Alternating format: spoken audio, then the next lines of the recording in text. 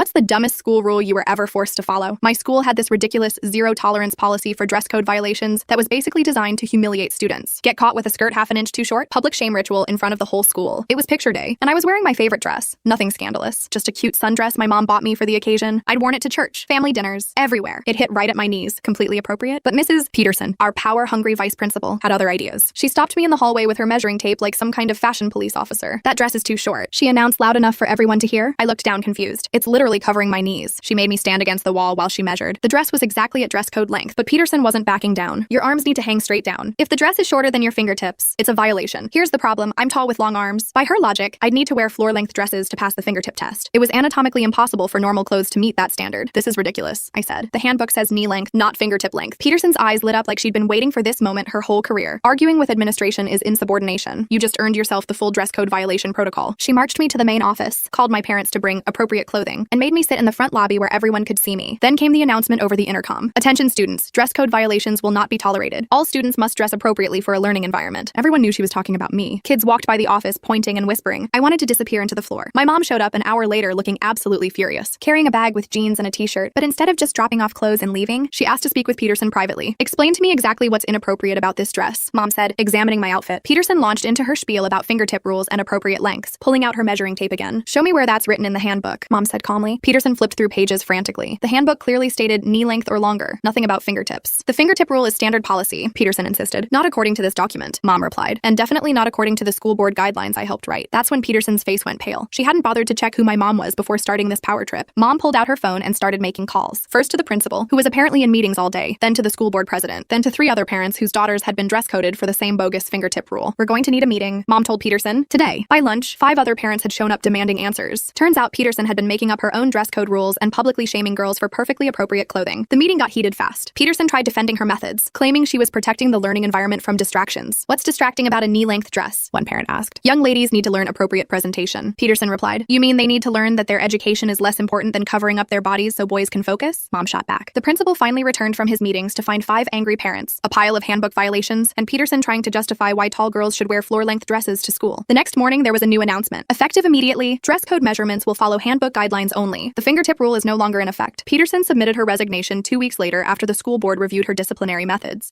Apparently, publicly shaming students over made-up rules wasn't the leadership style they were looking for. The best part? Picture day was rescheduled, and I wore the same dress. This time, nobody said a word.